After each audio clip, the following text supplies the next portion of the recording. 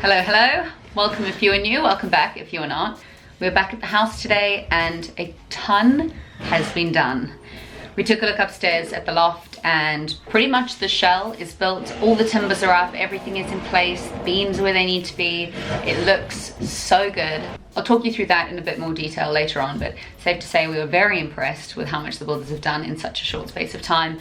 They think they'll be done in 10 days and they've been here just over a week so far, which is madness, but could not be happier. Now that the beams have been installed, we have the very, very fun job of getting started on the chimney breasts.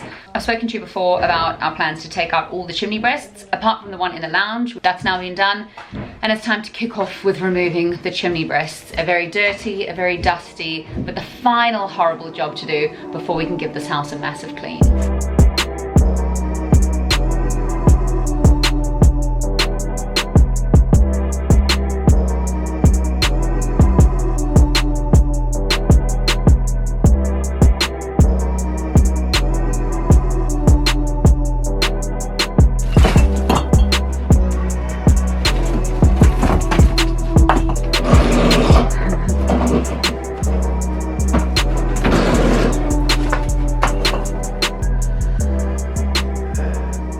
This is another chimney breast being removed to free up some space, but just look, absolute mess everywhere you go. Old insulation.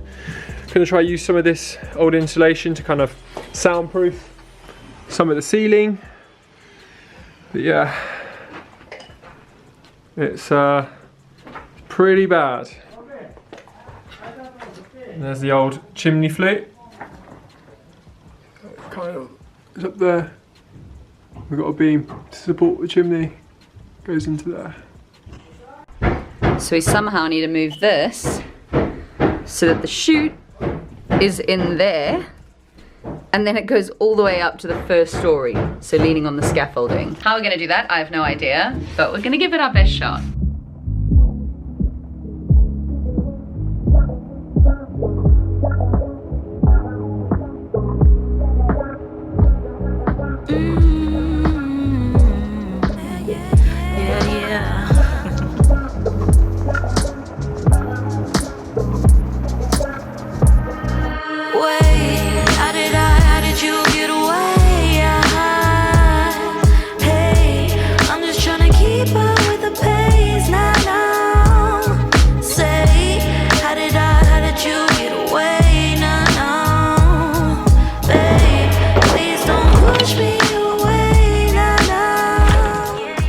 And now using that contraption, we're going to clean out this entire space. This is definitely the strangest I've looked so far, but we've made some good progress. The chimney breasts are now out of 2 of the rooms. With those bricks, we're chucking them into the back garden because at some point we're going to be doing an extension, probably in a couple of months when the main house bit is done. And it's just good to be able to have those to build up the extension or to build into the foundations. I'm not entirely sure, but the process at the moment, you saw earlier that we got our big red chute together, so anything that is rubble or no good, we're throwing down the chute, and anything that's a solid brick, we're taking round to the back window and we're throwing it out the window onto the floor. So we've got a pretty good system going. This is all in order to clean this house. We've got a plasterer coming next Wednesday to quote about doing all the plastering. We'll need to do the ceilings, we'll need to do the walls. But yeah, I feel like plastering, I feel like anyone who does a house knows plastering is like a big milestone. And just this weekend being over and knowing that there's no more messy, dusty stuff to come is gonna be so good. And with that one step closer to moving in. So hopefully in a month's time, we can be in and finally start doing the interior renovation. Also in London, just in time for the 12th of April when the pubs open again. Yeah. I don't even like Red Bull, I'm just shattered. Speaking of moving in, the loft has made major progress. It looks amazing. So let me take you up there now and show you.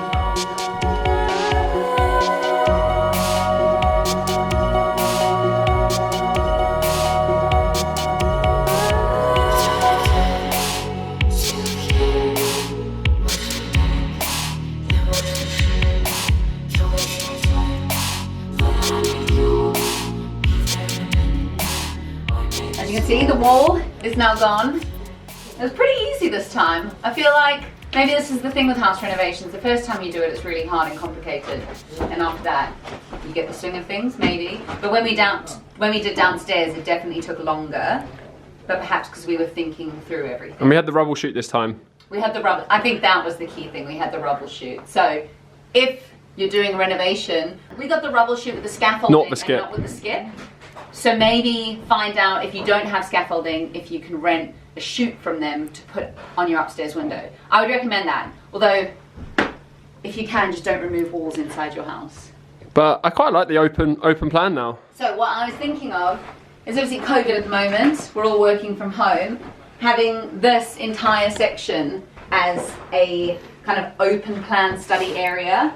I put it on a group chat to see if people thought the same, but they made a very good point that you probably would just like to close the door to your workspace in the evening instead of, you know, seeing your laptop all the time. So maybe we won't do it, but it's a nice idea and concept. This is done.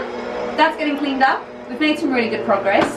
In case I didn't say this before, the reason that we had to remove this wall, and every builder that came around kind of said the same thing, was as soon as we lower the ceilings and we get rid of, you know, that ceiling there, it's going to lose all the support it previously did, and the wall might need replacing. And as soon as that ceiling was gone, the wall basically started bending over, so it had to go. But it wasn't structural, it wasn't load bearing, so it's no big deal. It's straight down, and then we're just going to put a stud wall in its place instead.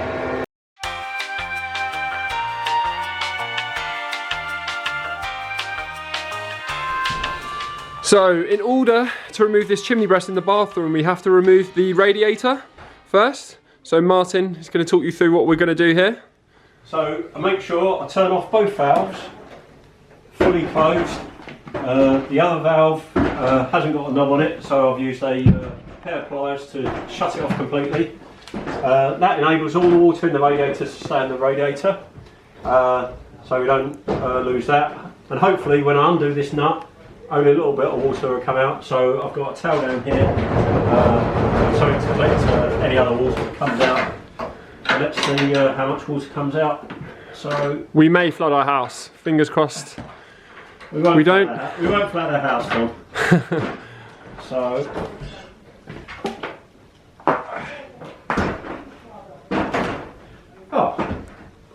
hardly any water comes out at all. Just a smidgen. So we're going to block these off, tidy them up, put them away, and then we can take this wall down. And then the radiator, let's do the other end, undo the nut,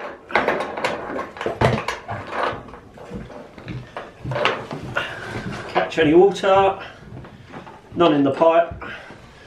So we'll take both these ends up. And that's how to take a radiator off the wall. And it's full of water, so it's quite heavy. My face just gets crazier and crazier as the day goes on. But today, slightly better than a pot noodle, we've got a microwave meal, but a fancy one. Just a burrito bowl from All Plants.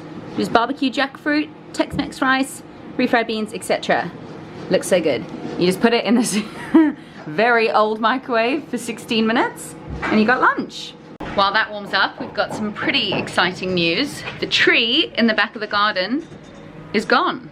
We spoke to the neighbor about potentially chopping back some branches so that next summer we'd get the sun a little bit earlier in the day. And they actually explained that it had a dangerous lean on it, and they'd been meaning to get it chopped down for a while. It had actually leaned so much that it had taken down the neighbor's fence. So the neighbor wanted it down. It was dangerous, and we just wanted some branches cut back. So we actually said to him, as we were doing up our house and it's absolute chaos in here, rather than his tenants being disturbed and their house getting all messy, he's more than welcome to let the tree surgeon come through, which they did, which was actually a blessing in disguise, because Tom's dad, Martin, you know, the one that you've seen, the only one who knows what he's doing, they have a fireplace at home, and they're always looking for wood. So we've actually now got a ton of wood that they've chopped up nicely for us in 30cm chunks. Very cool. And yeah, we'll be taking that home. The tree is gone. This means we're gonna have sun every single second of the day when it's out. So that's great. There's stuff falling from the ceiling, so I'm gonna go inside. As another update, I'll show you where the wall came down. That's where the wall was. And yeah, it's now all open. That chimney breast is gone. The chimney breast at the back is gone. Got some fun brick cleanup to follow. And spying on Tom, he's cleared up almost all of the wood that was in the back garden. So that's all in the back of the van now too. Today has been very productive, but also a stark reminder not to set yourself too much to do on your to-do list, because you just feel like you're failing when you don't tick it all off. I think our plan was to take all of the chimney breasts down, clean the house top to bottom, dust everything, clean it with wet cloths to get rid of the dust for good, clean all the windows to see which ones we needed new panes for and which just needed a clean, and all we've done is take down 3 chimneys and partly clean 1 room. So we've worked non-stop, so I know it's not that we're not working hard enough, it's just that I always assume we're gonna do way too much each weekend. So we're learning, slowing things down a little bit, but I think we'll just spend the rest of the day doing as much cleaning as we can until it gets dark, because we have no lights anywhere.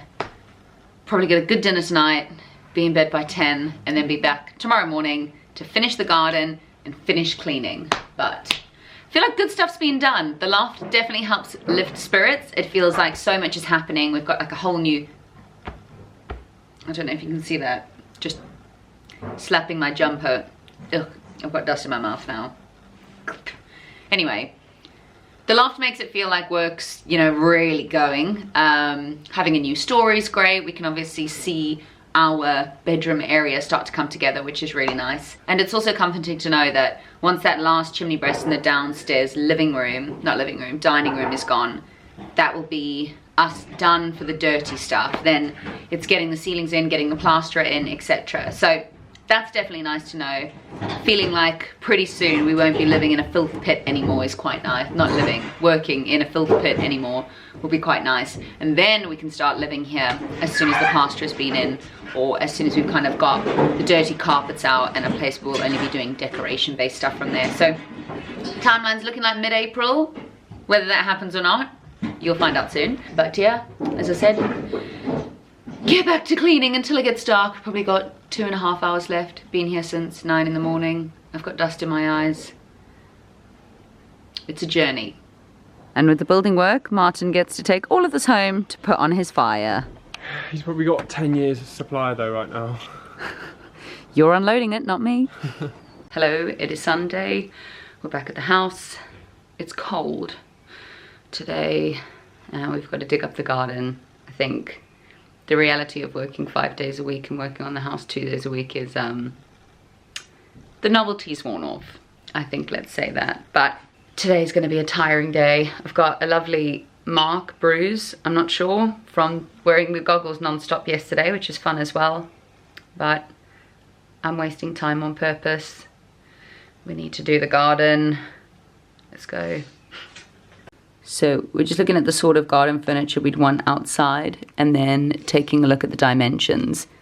This way we can kind of measure it out at the back of the garden and understand, oh, excuse that damn fire alarm that won't go off.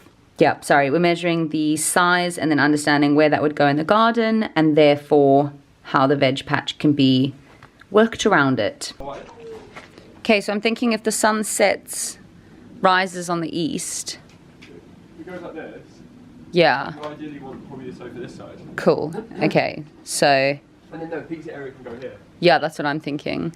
Sofa is going to be 112 plus 112. So 220. So let's stop at the fence panel, I think. This fence panel. Yeah. Perfect, yeah. In an effort to not waste any mud. Good mud? What's this called? Dirt? Topsoil. Soil, there we go. Yeah. In an effort to not waste any soil, we're marking out ultimately where our vegetable area thing is going to go. It's going to be built up. So we're going to just get all of this and dump it into this section today. So we don't fill up the skip with dirt that we're probably going to end up buying again. So we're marking this out so we know where to throw the dirt. So at the moment we're thinking little, I don't know, plants and stuff running down here, maybe some tomatoes. We want to do a little barbecue area there. Maybe build a pizza oven, but you know, we've got a house to do first. And then the sofa area there. Because the sun sets here and goes all the way over, we kind of want enough space there, and here that we can potentially move the beds around throughout the day because we will be chasing the sun. But that's the plan at the moment. Enough time wasted. I guess I've got to dig. Hey, I'm just trying to keep up with the pace now. Say, how did you get away now? Babe, please don't push me away. So what we've learned is that when doing a garden, it needs to be underneath the tiling and underneath the, I don't know, pebbles and concrete or however you lay a patio. The ground needs to have a natural slant towards the front or the back, and this is so that water can run a certain way. You don't want it being flat because it'll just gather. So there's a few things we need to do. Firstly, we need to make sure we're digging 6 inches below where the tiles will be laid, and we need to make sure we're doing it at a bit of a slant. So we're now building a trench going lengthways in the garden. We're going to use a level to ensure that we're getting a natural slight slant. And then it also just gives us an idea of how low we have to get either side of this area in order to hit the depth that we require. So that's the action plan right now. This is Tom trying to dance sexy. If I was going to dance sexy, I would be doing this.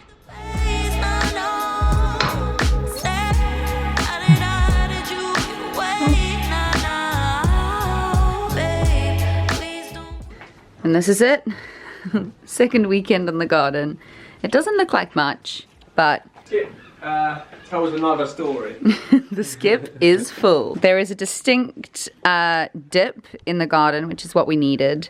And then I think we'll probably need one of those machines. They're like, I don't really know, you sit on them, they kind of grind down to make everything level. We'll probably need that once we lay some of the small, I don't know, bricky bits. Sublayer, I've got no idea what any of this is called, but it's basically coming together. We think this is the last weekend we'll need kind of all hands on deck, just digging non-stop. We should be able to lay soon, but yeah, probably finalizing the garden now isn't on the top of our to-do list. It's dealing with the inside. That's where things stand at the moment. It's probably heard me slightly disheartened earlier. It's a long process. It definitely gets tough working full-time and then working, you know, 7-8 hour days here as well. It's hard. Our bodies ache, but it's very exciting and we're looking forward to things shaping up over the next few weeks. It's all systems go indoors pretty soon. We've got this April 10th deadline move-in date in our mind. It certainly won't be fun to live here, but at least livable is what we're going for. Let's see how on track we can stay with that. I'm sure I'll keep you in the loop. But otherwise, that's it for today. And thank you, as always, for following along. I'll see you next Wednesday.